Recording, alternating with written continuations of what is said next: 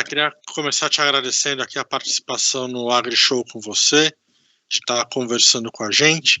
E eu queria saber o que a gente tem de tecnologia disponível hoje para a descompactação no solo no Brasil. Qual que é o cenário que a gente tem para o produtor?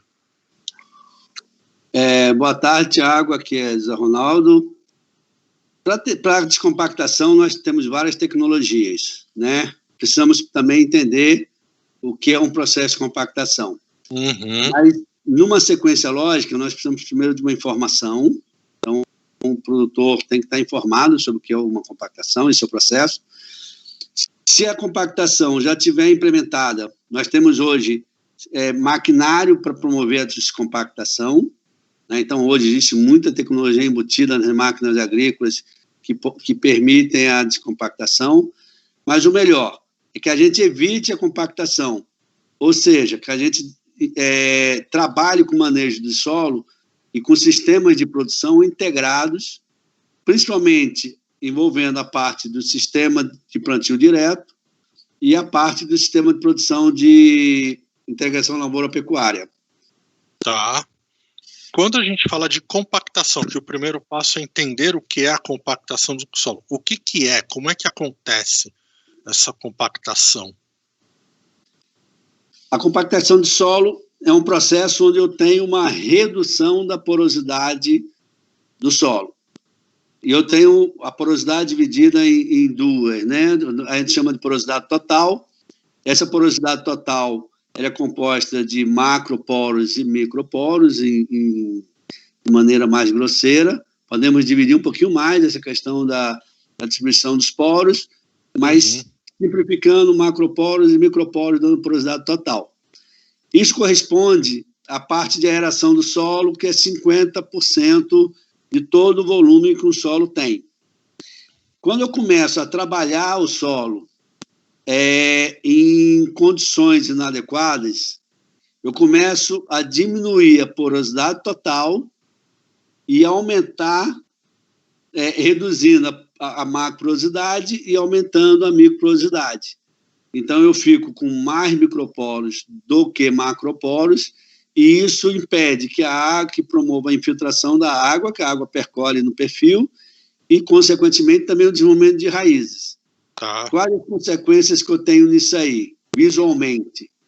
Primeiro, quando eu tenho a compactação, a redução dos macroporos, normalmente eu tenho nas regiões mais planas, nos solos mais suaves ondulados, eu tenho empossamento.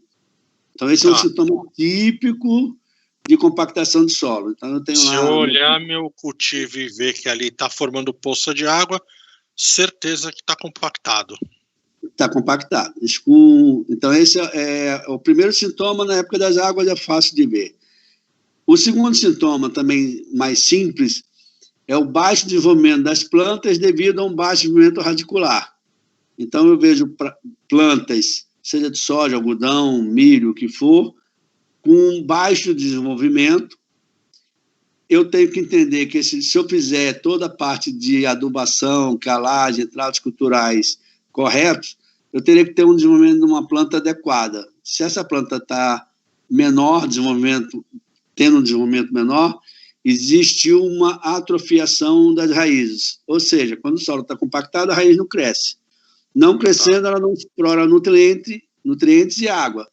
Consequentemente, a parte vegetativa vai expressar no menor desenvolvimento. Você falou agora há pouco de que a gente causa essa compactação. O que o produtor faz que pode causar? Por exemplo, passar repetidas vezes o trator e o implemento no mesmo lugar, não acompanhar o cultivo. O que causa essa compactação? No processo, já que a gente já evoluiu bastante, né? Hoje tem no cerrado, nos plantios de grãos, principalmente, né? E agora estamos entrando na pastagem e na integração. O que acontece? Normalmente, os produtores tinham o hábito de preparar o solo com aração e gradagem. Esse hábito ele não acabou, mas ele reduziu. Então, toda vez que eu faço uma aração e 2 gradagens, que era a prática tradicional, eu estou quebrando a estrutura do solo. O que é a estrutura do solo? É o arranjo entre as partículas areia, silt e argila, né, formando um agregado. Nesse agregado, eu tenho os poros. Quando eu passo o arado e a grade, eu pulverizo esse solo e eu gero em um primeiro momento, uma aparente aumento de porosidade, e depois, com a chuva, essa porosidade pelo acamamento do solo e causa uma compactação. Tá. Então, essa é uma das práticas mais degradantes do solo, né? A segunda é, se eu associar a prática de aração e gradagem numa condição de umidade não ideal. Tá. Então, você costuma ver no Centro-Oeste, quem ainda usa aração e gradagem, às vezes aquele redemoinho de poeira, né? Ele tem uma janela de plantio, ele precisa preparar o terreno naquela janela e ele não pergunta se o teor de umidade, não questiona se o teor de umidade está adequado. Ele vai entra com maquinários, são maquinários possantes hoje, né? Com uma capacidade de realmente trabalhar qualquer tipo de solo, mas isso gera um prejuízo à estrutura. Tá? Então, como é que eu reverto? Isso é o mais comum, gerando a compactação. Um outro processo que gera compactação, eu vou puxar um pouquinho para a pastagem, tá. É quando eu tenho um superpastoreio. E aí eu tenho a perda da cobertura vegetal, ou seja, eu tenho a perda do pasto, né?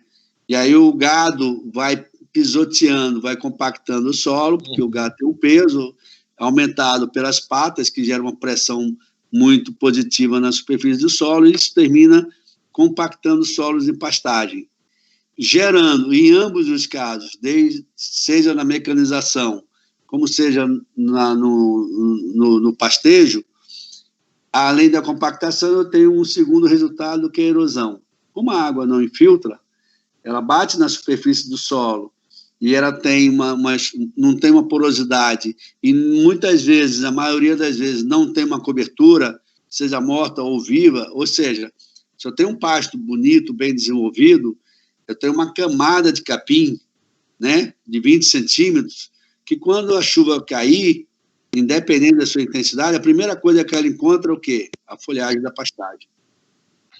E essa folhagem da pastagem, ela causa efeito de amortecimento na gota. O impacto da gota no solo é diminuído. Consequentemente, a desestruturação do solo é reduzido e a água, ao atingir o solo, já está numa velocidade menor e o impacto destrutivo menor, ela consegue infiltrar. Então, tanto no maquinário, como eu te falei, na aração e gradagem, que eu revolvo, destruo, e pior, eu também destruo a cobertura, porque eu inverto a camada superficial e depois destruo. Então, essa fica zero de cobertura vegetal. E no pasto, eu tenho excesso de pastagem, né? Excesso de animal no pasto, e aí, consequentemente, baixando e deixando o solo aparente. No caso da erosão, a gente consegue reverter, se tiver na minha propriedade.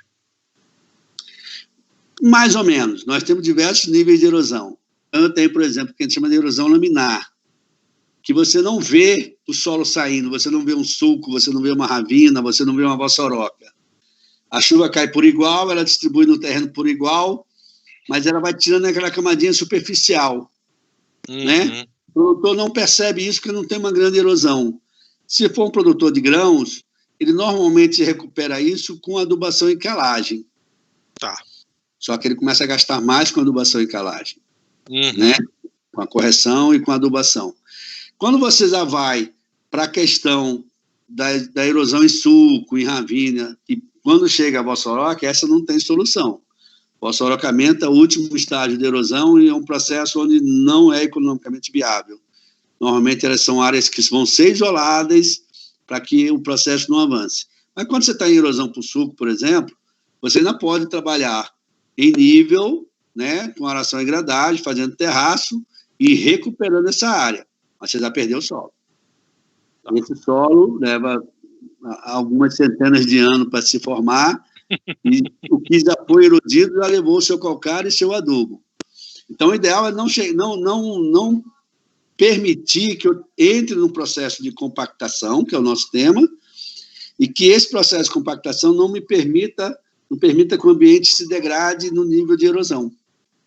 Tá? Porque, às vezes, a gente pensa só na erosão, mas tem um outro fator que é muito importante, que está ligado à água. Uhum. Quando o solo está compactado, eu tenho duas consequências imediatas.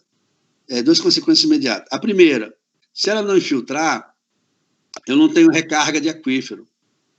Tá. Os mananciais hídricos vão secar. Isso é uma consequência básica, porque o solo tem a função também de ser um transmissor de água. E essa água era purificada durante o processo de percolação até chegar no aquífero e abastecer os rios para torná-los perenes, né? Então, esse processo ele é interrompido ou reduzido drasticamente. E eu tenho um segundo processo, que é o de enchente. Se um determinado volume de chuva acontece e ela não infiltra, ela desce rapidamente e chega no leito do rio. Só que a calha do rio, se já está ocorrendo isso, a tendência da calha do rio é estar assoreada. Então, eu vou, cada ano, a cada chuva, perdendo a capacidade de receber a água. E aí eu tenho as enchentes, né? Que podem inundar as baixadas, que podem inundar as cidades, porque eu não fiz um trabalho de infiltração, de aumentar a infiltração do solo ou de terraçamento para segurar essa água e que ela não chegue no rio tão rápido. Então, são duas consequências nefastas.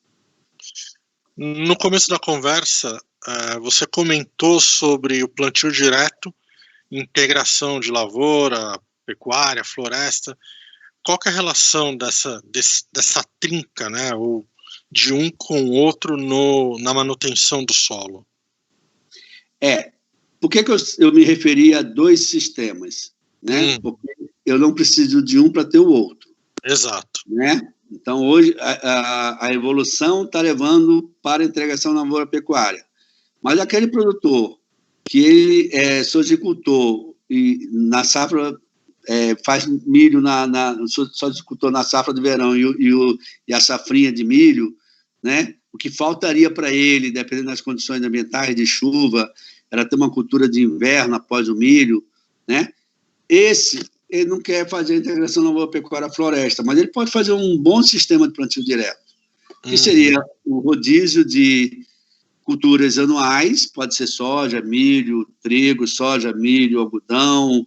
Aí ele vai ver no ambiente dele aquilo que economicamente é viável, para que ele tenha o quê? Um tripé de sustentação. Eu tenho sempre cobertura morta ou viva na superfície do solo, né? Então, por exemplo, se eu começo com um plantio de soja no outono, em outubro, o que vai acontecer? Essa soja, quando chegar em janeiro, ela está sendo colhida e as chuvas que caiu anteriormente, ela teve a cobertura da soja para segurar. Aí, hoje, como eu colho e já semeio, eu tenho um pequeno intervalo onde eu colhi a soja, mas o grão do milho não germinou, a planta não emergiu. Isso aí, normalmente, 10 dias, 15 dias. Pode cair um evento de chuva ali e a chuva atingir o solo. Mas se eu fizer uma boa camada de palhada, eu tenho a palhada esperando o milho chegar. E aí, o impacto é sempre a questão do impacto da gota da chuva na superfície do solo. Então, o sistema de plantio direto, um dos pilares é esse. E aí, quando eu tenho a rotação como base na cultura, eu vou ter melhoria da estrutura do solo, vou ter um aumento do teor de matéria orgânica e eu vou ter também o quê? A agregação do solo, porque eu vou aumentar o teor de matéria orgânica, e o teor de matéria orgânica vai agregar o solo, aumentando, consequentemente, poros. Tá? E entre uma cultura e outra, quando sai a soja, e entra o milho, ou entra o algodão, quando eu colho, eu deixei as raízes. A raiz vai se decompor, né? ela passa a ser uma matéria orgânica em decomposição, e quando ela se decompõe, ela criou porosidade. Eu podia parar nesse sistema? Poderia, né? Só a rotação. E aí tem algumas integrações com pecuária. Então, hoje o pessoal também faz o plantio do pasto, né? E já semeia a cultura junto. Então, você colhe uma cultura e o pasto vem depois, você, em momento nenhum, você tem o solo descoberto. E o que ultimamente tem acontecido, e a sugestão técnica, é que eu faça a integração lavoura-pecuária-floresta. Então, eu otimizo todo o sistema que o produtor já tem de grãos e pastagem, porque ele tem o gado rodando ali, e eu dou o bem-estar ao gado, que é o reflorestamento, né? Reflorestamento econômico. Eu vou tirar o eucalipto, a teca, o que for, né? Mas antes de eu chegar nesse ponto de retirar, eu tenho um período de descanso. Se for eucalipto, são 7 anos. Então, aquela área de eucalipto, ela fica descansando 7 anos, mas dando bem-estar ao animal. Qual que é o erro mais comum na hora da... O que leva, né? Qual é o erro que leva mais comumente para a compactação do solo? A gente está falando que o produtor deixa, onde que ele costuma errar de primeira?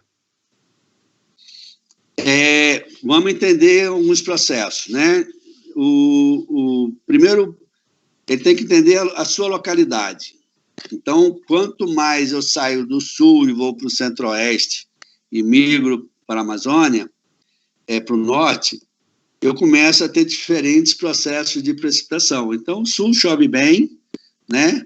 Inclusive no inverno, eu consigo ter um planejamento do sistema que for, sobre plantio direto, tá?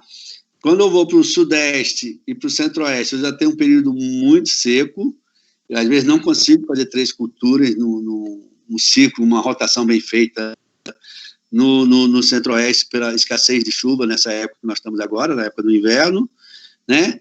E quando eu vou para o nordeste, então, se eu entrar no semiárido, é muito difícil eu ter o sistema de plantio direto, porque eu não tenho chuva suficiente para fazer isso. Se eu migrar para a região norte, eu volto para uma condição similar à do sul. Então, qual é o erro? Eu entender minha localização geográfica e, em cima dele, eu fazer o sistema de preparo respeitando o quê? As suas épocas. Então, vamos deixar uma primeira parte só de aração e gradagem, só se eu tiver que aplicar calcário, se eu estiver reiniciando, se eu estiver recuperando uma área está degradada, eu vou fazer minha análise de solo, vou aplicar o calcário, vou arar e gradear.